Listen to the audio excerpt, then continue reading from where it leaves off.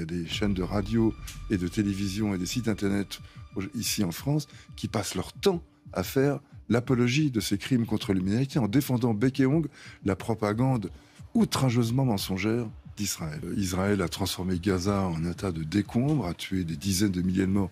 Je rappelle d'ailleurs qu'un rapport israélien, enfin que des données israéliennes indiquent que plus de 8 victimes sur 10 sont des civils. Et compte tenu des méthodes de calcul, on peut même dire que 9 victimes... 17% de membres du Hamas et 83% de civils. Voilà, 83% des civils sont selon des données militaires et qui se fondent sur des chiffres sous-estimés de mortalité. Si on prend des chiffres qui sont plus raisonnables, c'est-à-dire probablement plus de 100 000 morts... Ronnie Broman, ancien président de Médecins sans frontières et né à Jérusalem, était invité sur le plateau de France Info afin de dresser un constat glaçant sur Gaza. Dès les premières minutes, il annonce l'urgence absolue. 80% de la population vit dans les stades les plus extrêmes de la famine, annonçant des milliers de morts à venir si rien n'est fait. Mais ce n'est pas tout. Face aux tentatives de minimisation, il accuse frontalement Israël d'avoir méthodiquement détruit 95% des terres agricoles et d'avoir organisé la famine comme une arme de guerre. Selon lui, il ne s'agit plus seulement de crimes de guerre, mais bel et bien d'actes entrant dans la définition du génocide. Comme vous allez le voir, l'intervention de Ronnie Broman pulvérise les discours officiels. Il expose la famine comme une arme délibérée, met Netanyahou face à la justice internationale et rappelle que l'inaction des puissances mondiales fait d'elle des complices du crime. Vous avez été président de Médecins sans frontières, vous êtes né à Jérusalem et vous avez écrit un livre qui s'appelle « Guerres humanitaires, mensonges et intox ». Merci d'être avec nous. Au moins un demi-million de personnes touchées à Gaza par la famine à un stade catastrophique. C'est le stade avant la mort. Est-ce qu'il y a urgence absolue? Combien de temps peuvent encore tenir ces gens? Combien de temps, c'est difficile à dire.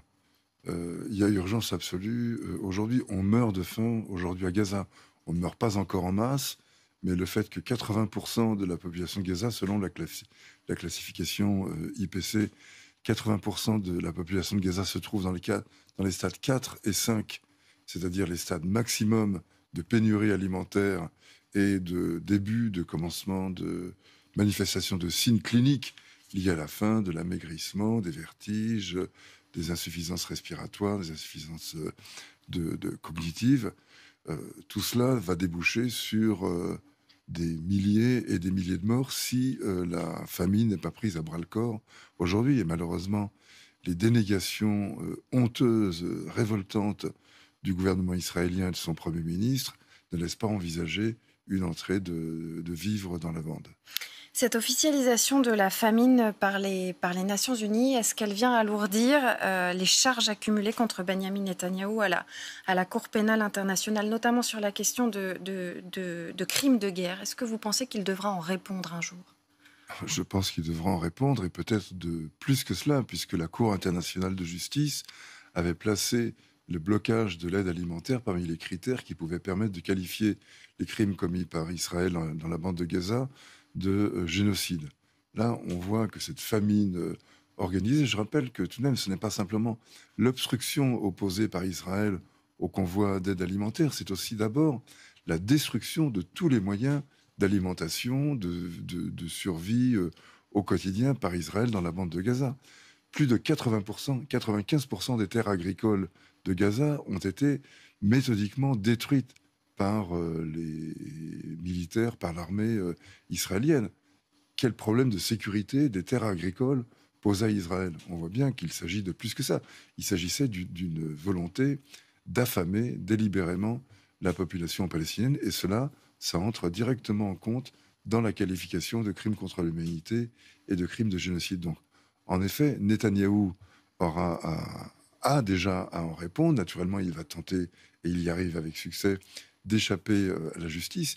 Il n'empêche, Netanyahou est un criminel en fuite. Et ses gouvernants, enfin les ministres de son gouvernement, le sont tout autant également. Mais s'il y a incrimination de génocide, je pense que c'est une incrimination justifiée. Je le pense non pas parce que je suis un expert, je suis médecin, moi, je ne suis pas juriste, mais parce que de très nombreux experts juridiques, spécialistes de droit international, spécialistes de droit criminel, de droit pénal, le pensent, et parce que des historiens, y compris israéliens d'ailleurs, spécialisés dans les questions de génocide, de la Shoah, le pensent également. Donc la particularité de cette incrimination, c'est qu'elle doit obliger les pays qui ont souscrit à la Convention pour la prévention et la répression du génocide d'empêcher les actes de génocide. Et si elles ne le font pas, elles sont complices. Si ces pays ne le font pas, ils sont complices de l'acte de génocide. Ça veut dire que l'Europe, qui par exemple continue d'accorder à Israël des accords de libre-échange, des contrats culturels, économiques, scientifiques, etc., se rend activement complice de génocide en ne faisant rien pour aboutir à son freinage et à sa suppression. Le chef de l'ONU, Antonio Guterres, dit « La famine n'est pas seulement une question de nourriture, c'est l'effondrement délibéré des systèmes nécessaires à la survie humaine et donc un échec pour l'humanité tout entière. On est tous coupables. Quelles réactions ont fait défaut ?» Nous sommes tous inégalement coupables. Nous avons une certaine responsabilité, mais enfin, ceux qui ont la possibilité d'agir pour empêcher Israël, ou en tout cas sanctionner Israël face à la commission de ces crimes, sont quand même plus coupables que vous et moi, qui n'avons que nos mots, que nos paroles. Les sociétés civiles se mobilisent un peu partout d'ailleurs, sur les réseaux d'ailleurs. Elles sont extrêmement actives, des manifestations ont lieu partout, et d'ailleurs c'est l'occasion de noter qu'en France, on peut faire l'apologie des crimes contre l'humanité, l'apologie du génocide en défendant bec et ongle le gouvernement israélien.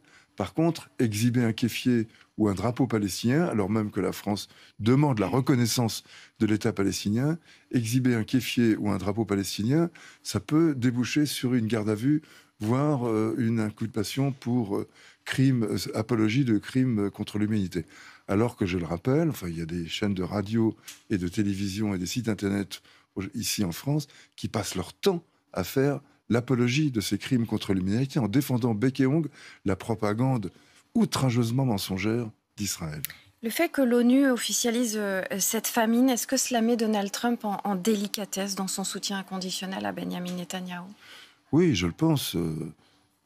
D'ailleurs, ça fait déjà un certain temps qu'un certain nombre de spécialistes des relations internationales et de diplomates américains, y compris des conservateurs. Ce n'est pas seulement les adeptes de Bernie Sanders ou d'AOC, mais également des penseurs des relations internationales, disciples de Kissinger, donc pas vraiment, loin d'être des gauchistes ou des contestataires, qui disent qu'Israël devient un fardeau pour les États-Unis, que la détestation justifiée d'Israël du fait de sa politique criminelle entraîne par rebond une détestation de la politique américaine. Donc tant que les Américains sont des partisans inconditionnels d'un pays qui aujourd'hui se livre à des crimes contre l'humanité au quotidien, voire potentiellement, et voire même très plausiblement à un génocide, ça devient en effet un ami extrêmement encombrant. Alors, c'est la première fois que la famine atteint le Moyen-Orient et pourtant on entend peu de réactions des pays arabes. Pourquoi, selon vous ? Est-ce qu'ils auraient pu, à leur échelle, ces pays arabes, réagir autrement, agir autrement ? Évidemment qu'ils auraient pu réagir autrement. Ils auraient pu sans mettre toute la zone en danger de conflit généralisé ? En sanctionnant Israël. Mais c'est le contraire qui s'est passé. Les Émirats arabes unis, le Qatar, l'Arabie saoudite, la Jordanie, l'Égypte. Je rappelle que l'Égypte contribue depuis des années à l'embargo contre Gaza et que l'Égypte accepte aujourd'hui que sa frontière avec Gaza soit contrôlée par les Israéliens. Donc les États arabes ont offert un blanc-seing à Israël. Il était possible que des pipelines, des lignes d'approvisionnement en pétrole, en gaz soient interrompus, que les accords dits d'Abraham soient rompus, que les relations diplomatiques ou commerciales avec Israël le soient également. Non, les Palestiniens ne sont absolument pas soutenus par les États arabes, bien au contraire, ils sont systématiquement lâchés et ça n'est pas nouveau. Benyamin Netanyahou reporte la responsabilité sur le Hamas, on va l'écouter. J'ai dit que cette guerre pourrait prendre fin aujourd'hui. Elle peut prendre fin si le Hamas dépose les armes et libère les 50 otages restants, dont au moins une vingtaine sont encore en vie. Et c'est notre objectif, libérer tous les otages, désarmer le Hamas et démilitariser Gaza. Notre objectif, mon objectif n'est pas d'occuper Gaza, mais de libérer Gaza, de la libérer de la tyrannie du Hamas, d'offrir à Gaza et à Israël un avenir différent. Et je pense que nous sommes sur le point d'y parvenir. En substance, le Premier ministre israélien dit que la guerre peut s'arrêter demain si le Hamas accepte les conditions de paix d'Israël. De ce que vous me dites jusqu'à présent, j'imagine que vous ne croyez pas beaucoup en sa sincérité ? Non, d'ailleurs, ces mots sont littéralement effarants. Israël a transformé Gaza en un tas de décombres, a tué des dizaines de milliers de morts. Je rappelle d'ailleurs qu'un rapport israélien, enfin que des données israéliennes indiquent que plus de 8 victimes sur 10 sont des civils. Et compte tenu des méthodes de calcul, on peut même dire que 9 victimes... 17% de membres du Hamas et 83% de civils. Voilà, 83% des civils sont selon des données militaires et qui se fondent sur des chiffres sous-estimés de mortalité. Si on prend des chiffres qui sont plus raisonnables, c'est-à-dire probablement plus de 100 000 morts, c'est moins de 10% des morts qui sont des morts combattants, alors que 90% donc sont des morts civiles.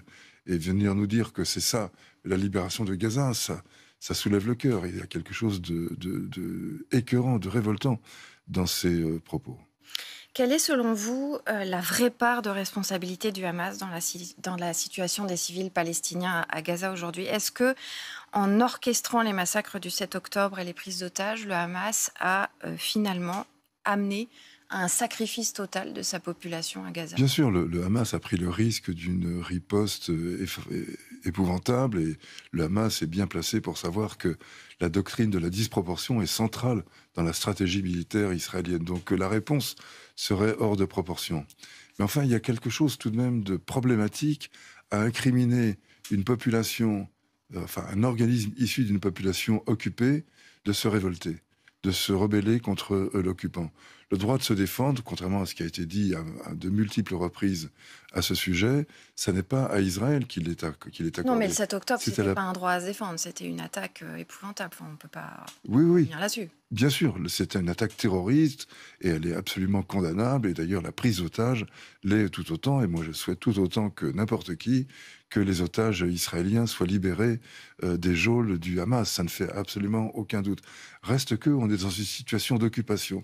Que la situation d'occupation, ça entraîne des soulèvements, des actions militaires, et ça ne veut des actions militaires par ailleurs légitimes, ce qui ne veut pas dire que n'importe quelle action militaire est autorisée.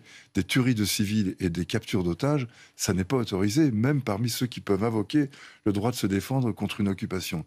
Mais tout de même, ce droit de se défendre, c'est à la population occupée qu'il incombe, qu'il revient, pas à la population occupante. Et quand Netanyahou dit que la guerre va cesser quand les otages seront libérés et que le dernier membre du Hamas sera tué ou emprisonné, il nous raconte des histoires. C'est comme si cette guerre avait commencé le 7 octobre 2023, mais elle n'a pas commencé le 7 octobre 2023. Elle a commencé avec l'occupation, au lendemain de la guerre des 6 jours, de territoires qui ont été littéralement, méthodiquement occupés, colonisés, avec une population locale qui a été spoliée, dépossédée, déportée. C'est là qu'il y a le problème, c'est la colonisation, c'est l'occupation et la colonisation. La guerre de Gaza n'est qu'un avatar, n'est qu'un épisode supplémentaire de cette longue guerre menée par Israël contre les Palestiniens. Merci beaucoup, Ronnie Broman, d'avoir été avec nous sur France Info. Et pour finir, Jean-Luc Mélenchon était invité aujourd'hui sur un plateau afin de défendre la grève générale du 10 septembre. En quelques phrases, il a démoli le plan de Bayrou, accusé d'étrangler les Français et a imposé son agenda social et populaire. Bonjour Jean-Luc Mélenchon, vous tenez ce week-end vos universités d'été dans la Drôme. Le 10 septembre, vous appelez à la grève générale, mais sur quelle ligne exactement? Vous assumez tous les courants de ce mouvement? Oui. Bon, commençons d'abord par bien préciser l'énoncé. Les insoumis sont appelés à tous s'investir dans ce mouvement. Ça, c'est notre responsabilité. Et en respectant scrupuleusement l'indépendance politique de ce mouvement, parce que c'est la condition pour qu'il se répande de partout. Mais c'est notre devoir comme Parti populaire d'appuyer un mouvement populaire dont, au fond, personne ne sait au juste d'où il est parti et qui ressemble beaucoup à l'inspiration générale des Gilets jaunes. Cependant, nous avons observé que déjà, toute une série de fédérations syndicales ou d'unions locales syndicales appellent à l'action le 10 septembre. Et nous craignons que l'action trop dispersée ne s'épuise elle-même. C'est la raison pour laquelle nous souhaitons que les syndicats, dont c'est le pouvoir, les confédérations ont ce pouvoir, appellent à une grève générale ce jour-là pour donner à cette journée du 10 septembre une immense puissance. Et déjà, je vous le dis, par exemple, vous avez la fédération Sudrail qui appelle à la grève ce jour-là. La CGT s'est exprimée de la manière la plus claire en appui au 10 septembre septembre. Voilà, la grève générale serait un appui extraordinaire, mais ce n'est pas nous qui avons le pouvoir d'appeler à la grève générale. Ce sont les syndicats. Et c'est à eux d'assumer ou non cette responsabilité. Il va de soi qu'ils sont libres de leurs décisions, c'est évident. Alors pour vous, le 10 septembre n'est qu'une première étape. Vous allez déposer une motion de censure contre le gouvernement le 23 septembre. Vous contestez formellement le budget proposé par François Bayrou. Pour vous, ce n'est pas si nécessaire de faire ces 44 milliards d'économies? Peut-être que vous avez d'autres idées. Écoutez, je résumerai d'un mot. Ce plan est absurde parce que les 40 milliards en discuteraient. Mais je vais faire quelque chose devant vous. Si monsieur Bayrou, qui vit en dehors de la réalité, a besoin de 40 milliards, je l'informe que les Français se demandent comment ils vont remplir le frigo et qu'ils ne lui demandent pas comment il va le vider. Mais si vous cherchez 40 milliards, appliquez ce qui a été décidé par l'Assemblée nationale à l'initiative de Madame Mathilde Fell, députée de la Gironde, c'est-à-dire prenez 2% sur les fortunes, 13 milliards. Appliquez l'amendement de monsieur Éric Coquerel, député insoumis de la Seine-Saint-Denis. Taxer les multinationales sur leur chiffre d'affaires. 26 milliards, 39 milliards. Ah, il manque 1 milliard. Parfait. Rétablissez l'impôt sur la fortune. Vous aurez 3 milliards et demi, c'est-à-dire davantage que ce que vont rapporter les 2 jours fériés qu'il veut supprimer. Je dis à monsieur Bayrou, vous êtes vraiment devenu très curieux homme, monsieur Bayrou.